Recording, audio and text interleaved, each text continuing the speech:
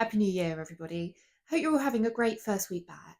I do know it can feel quite overwhelming, that first few days after New Year, after the beautiful Christmas break. But I just want to give you one little nugget of advice, and that would be even though it's cold outside, get your warmest, cozy coat on, get yourself out in your garden or out into nature if you don't have an outdoor space yourself.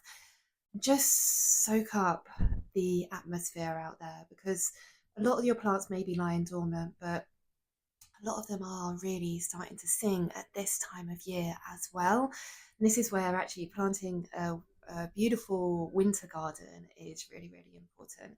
As a experienced planting designer, that's something that I can help you do. So yeah, if you want like lots and lots of tips on how to have a beautiful garden, even at this time of year, that you can go out, you can embrace the cold season, and you can really enjoy your garden even when it's freezing. Do follow me, whatever channel you're watching this on, and I do have a really lovely free ebook that might just help you get started if you're searching for some ideas. It's called 50 Fabulous Ideas to Create the Garden of Your Dreams.